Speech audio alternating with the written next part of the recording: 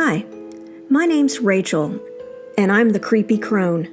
I'm a writer and a crafter, and I love all things spooky. I'm part of a group of women who are here to show you that living the creepy, chaotic, or crafty life doesn't stop at 50. It's okay to be spooky. It's okay to be artsy. It's okay to be you. Welcome to the Crone Cartel. In this video, we're going to explore some of the most notable graves in the old burying ground in Beaufort, North Carolina.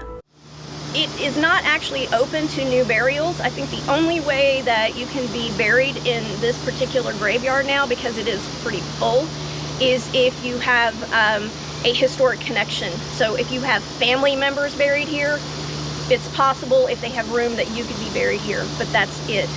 You cannot be buried in this graveyard otherwise.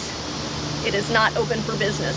Also, watch your step, because if you, even in the worn areas, there are very tiny markers that are indicators of infant graves, infant and child. So watch where you step. Excuse me, sorry, no disrespect intended. So this is the grave of Vienna Dill. This young girl was buried in a glass top coffin because she was afraid of the dark, and her mother did not want her sealed in the darkness of a coffin.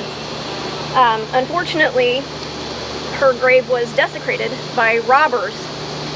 When they uncovered her coffin, they looked in and saw her body looking perfectly preserved, and as if she was just sleeping. They broke the glass to get, the jewelry that she had been buried in, and her body desiccated, scaring them and sending them running out of the graveyard. This area is, as the sign says, a mass grave. These are actually the oldest known remains in the old burying ground graveyard. The graveyard itself was not established until 1724. For a long time, no one even knew that this was a mass grave site, but due to some x-raying, archaeological x-raying, they found bones all together in this corner of the graveyard. Also, this is one of two mass graves in this particular graveyard.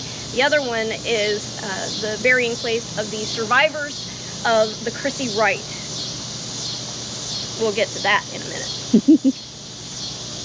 Provided I can remember where it is. This gentleman, we're not sure of his name or his dates, but he did die during the colonial era. He was a British naval officer who was so loyal to King and Crown that he wanted to be buried upright, facing England, so that he could salute his king, King George III, for eternity.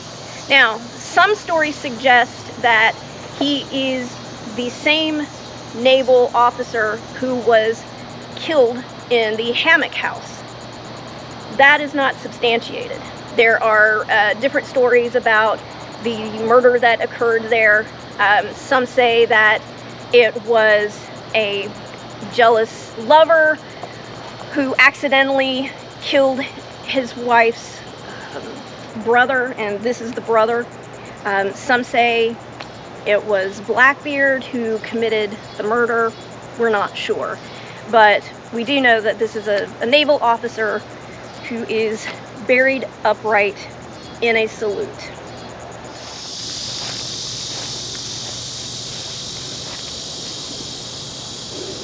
So this is the second of the two mass graves in the old burying grounds graveyard. These are the dead crew members of the Chrissy Wright, a ship that went aground because of a terrible freezing storm. The ship was trapped offshore, and the weather was so bad, so cold, so frigid, that The people of Beaufort knew the ship was there, knew these poor crew members were in trouble, but the weather prohibited them from getting out their boats and making it to the ship in order to rescue the crew. The crew were stuck on the ship during the storm overnight in freezing weather. Legend has it that they wrapped themselves in a pile and covered themselves with tarp and canvas from the sail to try to survive. There are different stories about the deaths and the survival. Some stories say that it was the cook who was the only survivor of the night. Some say that it was the cabin boy who was protected by the bodies of his fellow crew members as they died around him. They created a protective shield around him, letting him be the only survivor. But either way, most of the crew did not survive. When the storm finally abated, the citizens of Beaufort rowed out, retrieved the bodies, retrieved the one survivor, whether it was the cook or the cabin boy, and the dead were buried here. And there is still a saying in Beaufort, cold as the night that the Chrissy Wright ran aground. Tabletop graves, which are used for preventing flooding and hurricanes from, when the water table rises, graves float away, coffins float away. And it also makes a good picnic place after church on Sundays for the family to gather around. That was a Victorian thing. So this is the grave of Captain Otway Burns. He was basically a paid pirate, and this is a real cannon.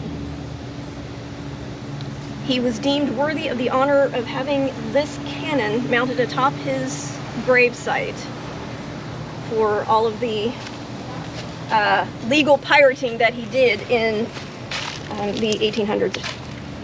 And privateer is just a fancy name for a pirate who has legal sanctioning from some country. Every other country would call him a pirate, but their home country is like, no, you are a privateer. If you enjoyed this video, please like and subscribe for more crone content. For more information about the old burying ground, check out the links and sources in the description box below. Until next time, stay creepy, my friends. Cinderella consort. Consort of... Yeah. Of Jaconius Piggott. There's Jaconius. Uh-huh. His consort. Seriously? Wow. Aged 70 years. Cinderella. That's awesome. Yeah. Consort. I just want to make sure. Yep. So over there you can see some of the newer graves in the cemetery. This graveyard,